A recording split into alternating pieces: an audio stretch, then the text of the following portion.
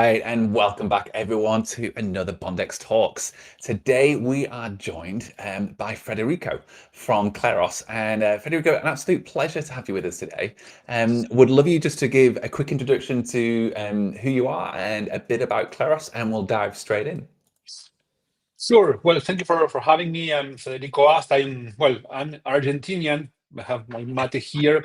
Um, you know, my background is in economics and in philosophy, and I I was years ago. I got into crypto because Argentina had so many problems with the currency and governance that people got very much early adopters into crypto. Um, in my case, this is very special because of being with Bondex. I was in Argentina, and I was seeing that people from Argentina could start learning how to program or how to design with the internet, right? And then have customers from other countries, but it was hard to get paid, right? Mm, Because you had capital controls, and so if someone had to, and you have a customer from Germany, and they would have to pay, some fee to you as a contractor, then the government would keep half of the money because of capital controls and then the banking fees and all that. But crypto solved this, because crypto could circumvent all of this system of capital controls and banking fees.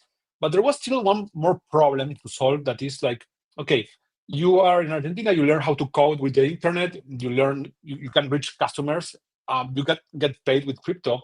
But is people going to hire you if they are in Germany? And what if they have a dispute with you because they hire you to make a video or a mm. website, and then they claim you didn't do it with the quality that they expected? So they're not going to go to court in Argentina to sue you. They're not going to arbitration, international forums for $500, $1,000. No. So what if we build some dispute resolution system based on blockchain that you can use to resolve all of these new types of disputes that are happening in this online global virtual world?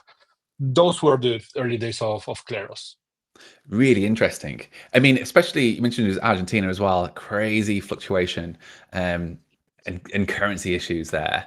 So in terms of talk us through Kleros's kind of forming journey. Like, how did it begin? What's the kind of traction been with you guys over the last kind of year or two? Where did you start, and what's that journey been like to where you are now? Yes, so Kleros started in 2017 as a Jeez, project. that's So OG. we are really Crypto companies OGs. can play that. That's incredible. Yeah, yeah, I mean, we are really, really early days, and we have always had this idea of building this tool that you can use to resolve all of the Web3, disputes. So people are building different apps in the world of Web3. Some of them are building e-commerce, others are building, freelancing apps, others are building social media apps. So, and these apps will have something in common. They will have dispute between users, between a freelancer and a client, or between two users in a social media platform. And how do you solve this? The vision of Kleros is to provide this infrastructure for dispute resolution for all of those types of disputes that are starting to come. So let's say you hire me to make a video on a platform, to make a video for you on a Web3 platform. And then when you hire me, you put the money into an escrow, and then there is going to be a dispute resolution system. We agree that if there is a dispute between us, there's going to be an arbitration panel that's going to be done by Kleros, okay? So if there is no dispute, I get the money, you get your product, everybody is happy, so all good. But if there is a dispute, the money will stay locked into this escrow, and then the case is going to be sent to Kleros, okay? So what happens here? Kleros, there's going to be a panel of jurors who are going to be drawn through a token system that we can get into more detail if you want later. But anyone who has the Kleros token called PNK can be drawn as a juror to solve cases in Kleros, okay? So the case goes to Kleros. Kleros will pick a panel of jurors among those who stake the token, and then those people are going to make a decision on what they're going to see. The evidence, they're going to see the product, the contract, that everything that is relevant for the decision, and then they will vote who they think is right. And if they think that you were right, you get the money back from the escrow. Okay, and that solves the issue. So this is, in a nutshell, how the Kleros system works.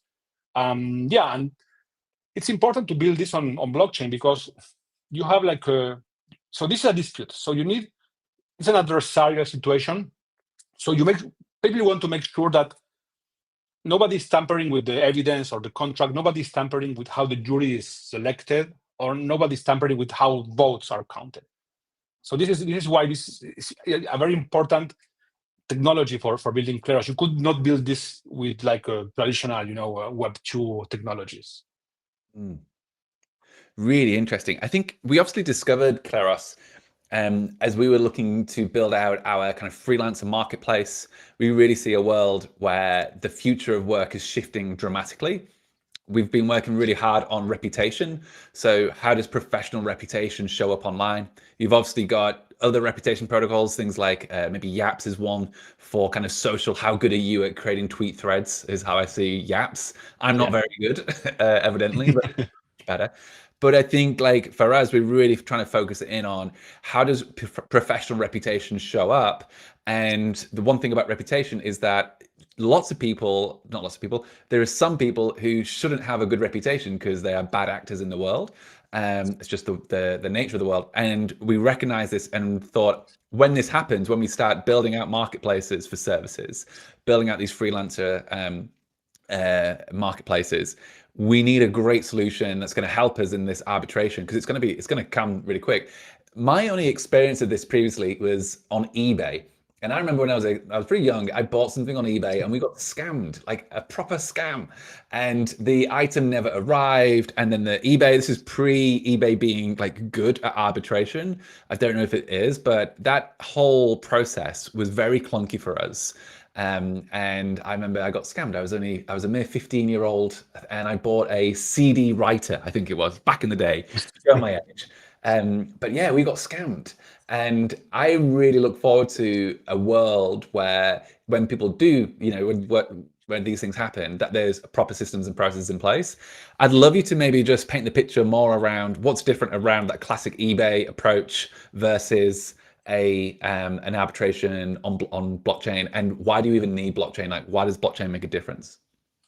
Yeah, so we are actually know this use case quite a lot because we are in touch with the guy who actually built the eBay distributed solution system, and because he's a technology innovator. And so the thing with eBay and the distributed solution they have is that this is they are kind of a party and juror in the dispute, and judge in the sense, because when one of these platforms they have a dispute between users, their business is not solving disputes. Their business is having more transactions to collect more fees. So this puts them in a situation where it's very hard for them to be unbiased, because you have a buyer who has maybe bought 5 times in the platform, and then there is a seller who is doing like hundreds or thousands of sales a month. And then, at the end of the day, if you will decide who you want to keep happy in your platform, who are you going to choose? The guy who just came for 5 products, or the guy who is making you thousands of dollars? It's a situation where, let's say that I don't want to say the game is rigged, because they still, they don't want to be biased, but they end up being biased because of the economic incentives they have. Right? They're clearly weighted towards the business goal: make more money, make more revenue. Yeah. So imagine if eBay were to outsource the distributed solution process to a platform like Kleros. So they make some rules that they want to be followed for the distributed solution. They send the case to Kleros. Kleros draws a juror, a panel of jurors, and then they make a decision, and everything is traceable. Everyone can see, that what was the dispute, what were the rules to be followed by the jurors. Everyone can see that the jurors were drawn randomly and without any tampering with the process. Everyone can see that nobody tampered with the voting count process. So this is the fact that you use blockchain. We use blockchain for Kleros. brings trust to everyone that uses it. Let me tell you, so a real, case. So we are working with a fintech company called Lemon, which is one of the most important exchanges from Latin America, Yeah. and they have disputes with their users, and they send the disputes to Kleros for resolving the claims. And so they have a user going to customer service. Customer service says, "You're not right. We're not going to reimburse you, but we offer that you go to Kleros before going to small claims court, because nobody wants to go to small claims court. It's Too slow, expensive. expensive." Yeah. And the company pledges to abide by what the Kleros ruling is, right? And if the user loses, they can still go to small claims court. Mm. So, and listen to this. So after implementing this system, 90% of the users who went to Kleros and lost their case to the company ended up being happy with the process, and ended up like staying as customers of the company, instead of just going to Twitter to bitch against the company and produce reputational, damage. Yeah, So yeah, this yeah. is important, because they had their day in court, and this is something that this is a service. People know that they actually can go to an unbiased, fair, traceable dispute resolution process, and this makes them happy, even if they lose, because they are treated with respect, let's say. But you mentioned as well about these jurors. How does one become a juror? Can I be a juror? What's that process look like? Is there any vetting involved? How do you know that? Any kind of pre-biases, that type of thing. Yeah. So in the pure version of Kleros, anyone can be a juror. They just need to buy a token called PNK, Pinakion. The name comes from the token ID they used in ancient Athens for selecting jurors for the popular trials they did. Kleros is a bit inspired by how the ancient court system used to work in Athens. So Just you buy the token.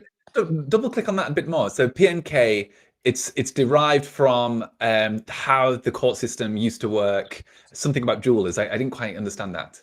Yeah, so the ancient Athenians, they had a democracy in the early days. So they had a idea that every citizen should be able to participate in the court system as jurors, right? So the question is, okay, how do you make them participate without them bringing their friends to their own cases and Yeah, tampering with the system? yeah. So they developed a very sophisticated method for random selection, and they use a machine called Kleroterion, which is a stone like a 2 meter high with a number of slots. And the day of the court day, citizens would come and they would insert the kind of bronze plate called Pinakion into the slots of the machine, and then someone, a guy from the justice system, would come and throw some black and white dice on a cube on the side. And if on your row you had like a white dice, you were going to the jury. But if you had a black one, you went home. It was Amazing. a random allotment machine to make sure, a lottery to make sure Yeah, that. amazing. So Kleros is like loosely inspired in how this system works, and the name of the token of Kleros is the name of the ancient ID token. If you guys want to see one of those machines in real life, you can go to the Agora Museum in Athens, and then you can see there. And also, if you go to the British Museum, you have the Pinakion is like a little bronze plate there. So it's all of this is real, and this is inspiration of Kleros. It's about transparency in selection of the process of the jurors. Really Um, cool. Really cool. yeah. So I was explaining how you get drawn. So you get a token, and then Kleros has many different courts. Some courts are like for e-commerce, for insurance, for transportation, whatever.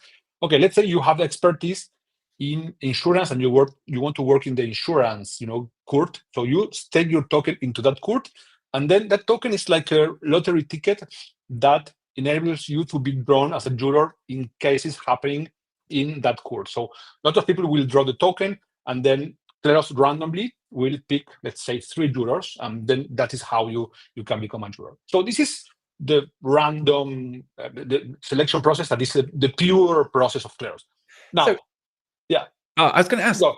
So I put my hat in the ring. I think about, okay, what areas I'm interested in. Insurance, great. I throw one in there. Yeah. I get randomly selected. And what does that process look like? do I get paid to partake in this as well? Do I do it? Is there some kind of perk for me to get paid? Yeah, so you stake the token, get drawn. So these are anonymous people. How do you make sure that these people are going to make a decision, honest decision? How do you make sure they're not going to be bribed? How do you make sure they're not going to just vote randomly, like A, B, without even like looking at Yeah. the evidence? So the token enables a system of incentives where you are paid based on your ability to vote coherently with the other jurors that are going to resolve the case. So you have to see the evidence, and then you have to think, okay, how are the other jurors going to decide? There is this concept by game theory called Schelling points about how people make decisions when they have to reach a consensus, but they don't know what others are going to do, and they cannot communicate, right? So you have to see how other jurors are going to vote and vote what they think is the consensus decision. And since nobody knows how others are going to vote, but they are all seeing the same evidence, the same video, and they are going to see the same contract and the same rules of the court, the truth, so the Schelling point, the point on which there will be conversion or consensus, is the truth about the dispute at hand. The truth, like in a sense of what the community of practice of jurors, experts in websites or videos, think is the right decision based on seeing the same evidence, seeing the same contract, and following the same rules, and that is how it works. And we have seen Kleros had already like 2,000 cases, and we have seen this process work once and again with very good results and very, very, very important, very cheap and very fast. Kleros, because of this mechanism, so particular, it can solve cases, takes only a few days, and it can take only like a few dozen dollars instead of, hundreds of dollars from, alternative dispute resolution method. So yeah, it's really cool. It works really well. But especially in a world where, if you're going up a big company, if I was a user going up against an exchange, I'm like, I don't have a lawyer. I don't have like these massive things. But if I feel like there's been injustice, I really want that easy way to make that step. But before I get into that, I'd love to focus a bit more on these jurors again. Only because I know that, especially for the bonding or Bondex audience, we have a lot of people who are just, would love to kind of get some extra income in new and interesting ways. What would be the kind of expected reward or expected amount a juror would get, even if only like fractional, for helping in this arbitration? Yeah, it depends on the court, because the different courts have different expertises. But if we have if you kind of start working every month, I mean, you could make a living, with resolving these types of disputes.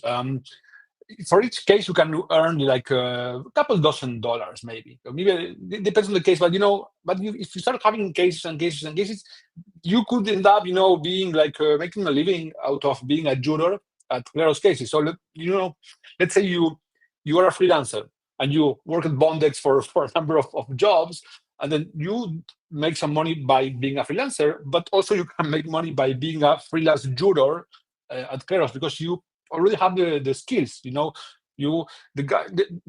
principle on which Kleros is built is this idea of peer-to-peer justice. So people get their cases resolved by people like them and not like by lawyers.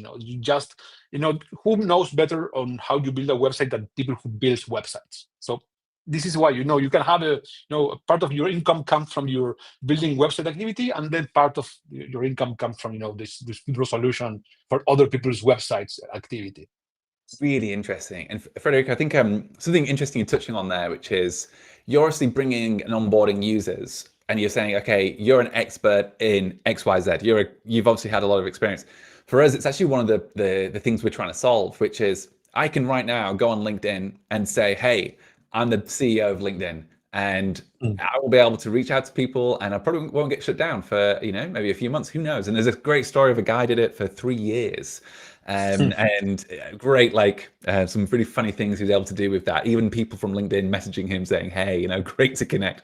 So I think it's interesting, this ability to be able to say, hey, like this is what I've done. And employers have a really tough time often being able to prove that. And so with the Bondex professional profiles, we're really helping, or we're taking that first step to build out reputation and trust on chain.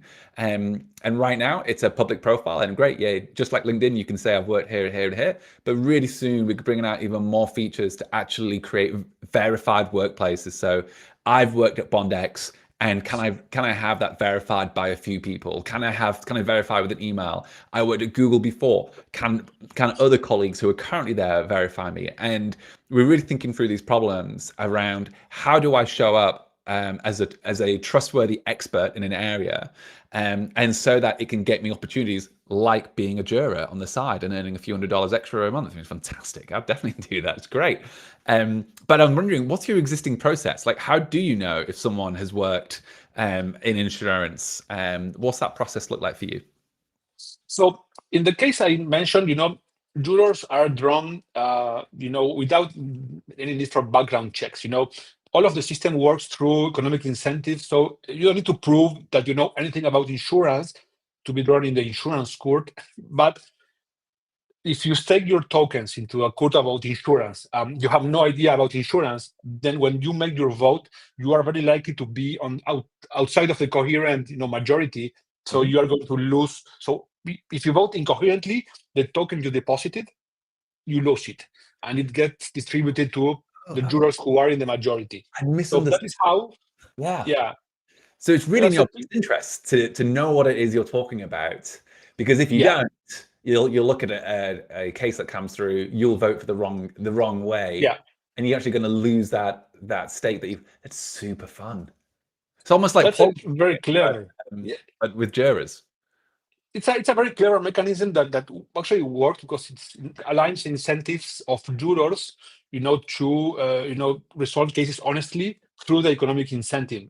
So yeah, I mean, and you see this working every time. So if you go to the court where you don't have expertise and you stake your token, you will basically vote randomly. So you are likely to be on the outside of the majority, and then okay, you lose a token. You put another token, and then you vote randomly again, and then you lose it, and then you put another token. At some point, you run out of tokens, and you are like, you are eliminated from the court because you made wrong decisions. So this is how Kleros, aligns incentives with the truth, and this is the main innovation that Kleros brought to the world of dispute resolution.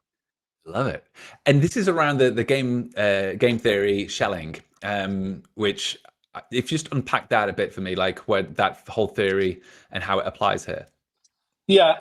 So Thomas Schelling was game theorist, Nobel in economics, 2005. Uh, so and well, he was one of the advisors to the script of Doctor Strangelove. If you saw that Stanley Kubrick movie about game theory, so he was one of the advisors in game theory about the so and he used to do so. He was teaching in New York in the 1950s. And he used to make with his students this experiment. He used to take two students and tell each of them apart, you need to meet tomorrow in some part of New York, but you cannot communicate to coordinate where you will meet, and you cannot meet at the university. So where do you think uh, students naturally, coordinated to meet in New York in the 1950s? What's your guess? Empire State Building, some famous landmark is or Central Park. It was not. Actually, the place that he found students would coordinate on was the Grand Central Station. And in particular, the clock, the very famous clock at the Central Hall. Um, and he saw this once and again. What time do you think they used to meet? Midday. Yeah, correct. Midday at the clock at Grand Central Station. So that was this is the idea of the Schelling point. So that is the Schelling point of people uh, to meet in New York, and there's nothing intrinsically special about that place. Any other place in New York could be relevant or valid for people to meet. But because of some tradition, or because it felt like natural, because I think that you think we will go to that place, so we end up going to that place. So that is the Schelling point. Or he called it focal point. We know it as Schelling point in his honor. But so you bring this to the idea of the jury, people who are going to analyze the case independently, and they need to see what others will say. So you have each juror thinking, okay, I have my money at stake, and me winning, making money or losing money will depend on me coordinating correctly with the other jurors. I don't know what they're going to vote, but I know they are all seeing the same evidence, they are seeing the same contract, the same product, and the same rules of the court where we are working. So I think that they think that that he's going to think that this is the right answer, so I will choose that answer. Okay, so this is, I mean, the logic of how the Schelling point system works and how it applies to dispute resolution. It's really interesting because one of the things I found fascinating about the Trump election was the last minute bid on Polymarket, and a guy, Mm. and I think he paid about 60 million or something outrageous on Trump to win. And what he'd done is actually gone and done his own polling. And the question that he asked wasn't who you voting for. The question he asked was, who do you think your neighbor to the left and your neighbor to the Yeah, right voting for?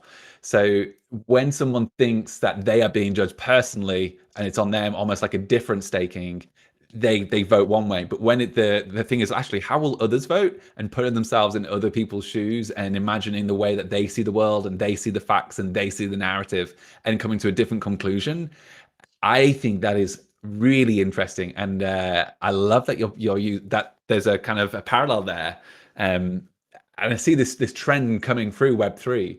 The prediction markets very similar. There's different parallels here, and that Schelling point. I'll be thinking about that for a while. Do you does that juror, do they gain a reputation if I get a 10 out of 10 streak? Does my reputation as a juror increase? Does that give me any kind of perks?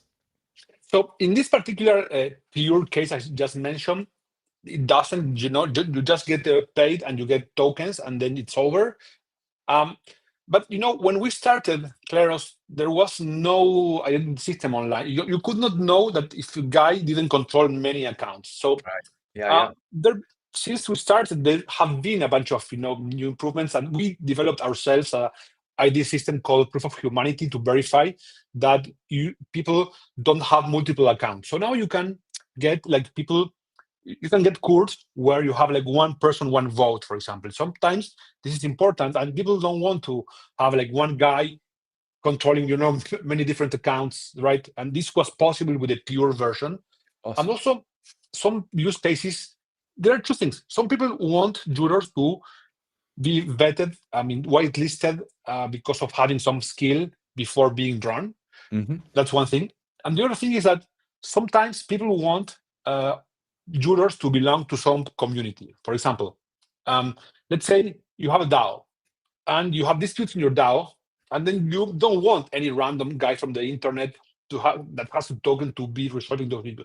You only want, people from your DAO to be eligible as jurors. So what you can do is, okay, you can use Kleros, and you have to ask any potential juror to have an account, have an ID on the system, and then you can issue an soulbound token that represents the belonging to the community, or that soulbound token could represent having some skill or whatever. So this is how Kleros, with these new tools, can improve the design space that it has to make it more sophisticated. We go from that very pure system that permissionless, anyone with a token can be a juror, which still works, but that doesn't solve all of the use cases, because some people want, for some of their use cases, to have jurors whitelisted in some way. So yeah, it's we have been developing a lot of stuff over the years, and yeah, this is one of the new improvements that we are having with the version 2 of Kleros that we are launching this year. So interesting. I feel like every Web3 project has a very similar path, which is we grow a lot, and then we quickly realize, hang on, there's a lot of there's a lot of bots flying around in the world of Web3. We Yeah. need to create a block. We were the same, and for us, that's what we've built the Bondex ID. Same thing. You know, you can choose any KYC provider. You know, Coinbase, Binance. We'd love to include you guys as well. That'd be great. In terms of if you're verified in these areas, they should prove this kind of proof of humanity. Which is like, okay, great. Now you can, for us, be part of airdrop or participate in or get put forward for certain roles, or we were building out a talent pool and hey, you should be able to show up in that talent pool if you are a real human being, which is becoming quite the theme across nearly all Web3 projects, because you need real humans to do this. But Federico, I'd love to know, what do your numbers look like in terms of how many? You said you've had 2,000 cases come through, which is amazing. How does that look in terms of the numbers of jurors? What does that look like in terms of yeah, like just some of those numbers that I'm sure you'll be way more familiar with than I am. Yeah, so the key thing for us is, the number of jurors is around 800, I think, and then we had already over 2,000 cases, and also the number of integrations. So our goal is to have more and more companies start integrating with the Kleros companies, so from the enterprise world, the real world, and also Web3 companies. So we, for example, are working with governments. The government of Mendoza, which is a province in Argentina, uses Kleros to resolve neighborhood disputes. So lately, we have also been focusing a lot on trying to bring more like real world use cases into the platform. And so that is one of the use cases. I mean, then we work with for example, insurance companies, like MetLife, which is a very important global insurance company. We are running a pilot in Mexico to try to see how Kleros can resolve disputes between the company and a policy holder over what is the fair compensation for like a car accident or personal injuries thing. So that is another thing. So one of the main friction points we had over, in the past is that Kleros was launched in the early days in the Ethereum mainnet, which was super expensive, especially for the kind of a lower value disputes that we want to solve. If you want to solve, a fintech dispute over like a few $100, or a small insurance claim, and it costs like $50 to do a transaction on the Crazy. Ethereum mainnet. So that was super expensive for us, and that was a very big friction point for adoption. So now that we are deploying on Arbitrum, so this is starting to you can start to see the hockey curve, because it now makes sense to actually use Kleros for solving these types of smaller value use cases. So yeah, and we will see, I think, the number of cases go up quite soon. Yeah, awesome. And why Arbitrum? I mean, there's quite a few L2 solutions out there, but what was it about Arbitrum that worked for you guys? I think it was about the decentralization roadmap that they had. But yeah, I mean, lots of them, can work, but it was for us more convincing what they planned as decentralization roadmap. So yeah, that's why we chose Arbitrum. Really cool. Really cool. Federico, it's been really interesting. I'd love to know as well, in terms of what's coming up for Kleros. So really interesting to see how you guys work, but what's the next kind of 6-12 months look like for you guys? What are you building? Why should we be excited? So the main thing for us in the coming months is the deployment of the Kleros 2.0. I mentioned the Kleros 2.0. So the current version of Kleros, the 1.0, was launched in 2019. So this is the Ethereum mainnet version, which 2019. I guess some of the people in the audience, I don't think they. I mean, I guess they were born, but I mean, so that's really old. Now we launched the version 2 of Kleros in a beta, and the next thing for us is to deprecate the old version and do what we call the Kleros merge. That is going to be like the merging of the two versions. So we will have only one final version of Kleros that is going to be on the Arbitrum, as I mentioned, and this is going to be very cheap. And then we are going to start adding a number of better decision-making mechanisms. So this new version is modular, in the sense that you can add a module for one person, one vote course. You can have course where you need to prove your expertise to be elected, as I mentioned before. So this becomes more flexible. And another thing that we are currently experimenting with is the use of AI agents as jurors. So what is the right way to do this? Can you have jurors who are AIs? In which cases you can, and in which cases you can't, in the sense that people don't feel comfortable, with having their case ruled by an AI, unless there could be like an appeal process going to humans.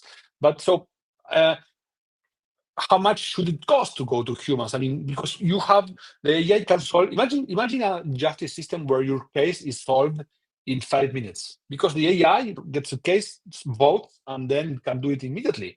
But then you can appeal to a human panel. Um, and who should be in that panel? Should this be, verifiable humans or not? Could they be tokens? Those of the different ways in which to structure the system for making it like fast, cheap, and also legitimate, because in people, I mean, have opinions formed over like centuries of how a process for dispute resolution should work. So even if Keros could be more efficient than other systems, if it looks a bit too weird to people who need to use it, I mean, people are like, and what is this thing of, financial incentives, mixed with the jurors. So Kleros also needs to be perceived as fair by users. So much of the work we do is trying to, um, always say you have four things we need to align for this to work. First, it needs to be like technically secure, in the sense of not being easy to attack by people buying tokens. Then it needs to be market, there should be like a market solving a problem in the marketplace. What use cases does this solve? I mentioned consumer disputes, etc. Then it needs to be legal. So is this actually legal as arbitration or not? So there are rules to comply with. And then the ethical dimension. So is this seen as fair by people? Because if they don't see it as fair, I mean, they will not use it. So this is the quite complex thing we have to solve, those who work at Kleros. So yeah, it's fascinating. Interesting. I'll give you my 2 cents, only because I love this stuff, and this is an unwarranted opinion, Federico, but I'm going to give it to you anyway. I personally would hate just a pure AI. I think there's a scene, there's a famous comedy show in the UK called Little Britain, and this guy goes to this lady and she's working behind the service counter, and he's like, "Oh, please, can I have this?" And she taps on the computer, goes, "Computer says no." He's like, "Oh, but please, like, can I have it?" She's like, "Computer just says no." He's like, "Oh, but," and he's getting more and more frustrated and aggregated. And that would be my sense, right, with an AI of like, oh, like, I just need to fiddle the AI more to get the outcome, or like just a sense of disconnection.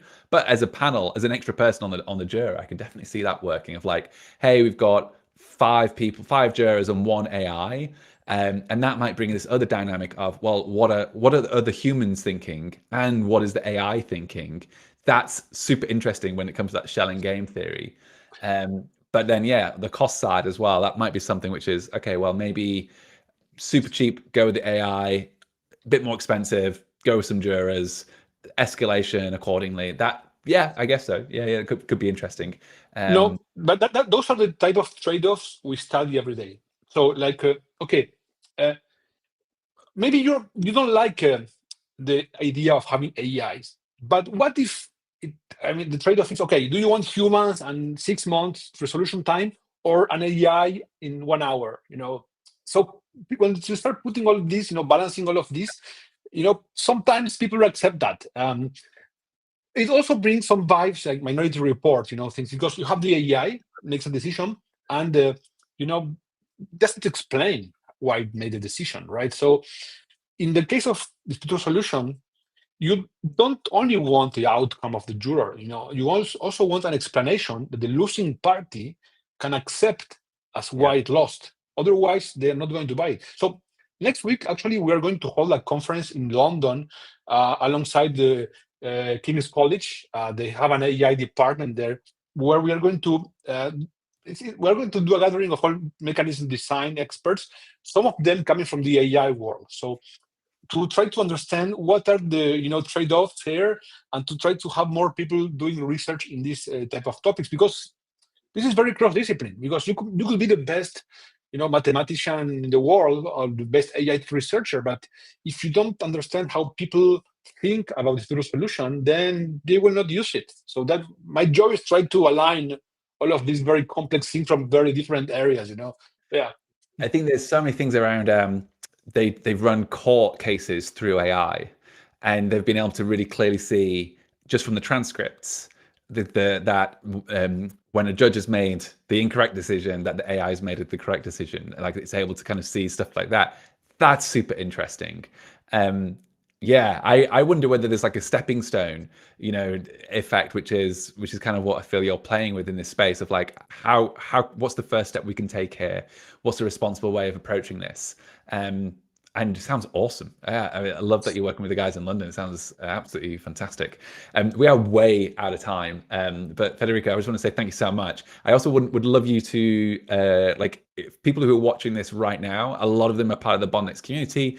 A lot of them are showing up every day in the Bonding app, increasing their bond points and improving their reputation. Would love you to maybe have a kind of call to action. What could they do now to kind of dive deeper in Kleros?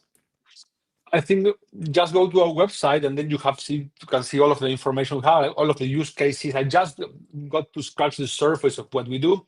Get into our Telegram community. There you can see, I mean, if you want to start as a juror, go to the community and people will tell you, I mean, where to get the token, how you stake it, I mean, how to choose into what court to stake it so you can get more higher odds of being drawn. We even have a book, explaining, how Kleros works. It's called Dispute Revolution, and we launched this book in 2020, I think, or 2019. So if you are into if you're a lawyer, definitely read that book.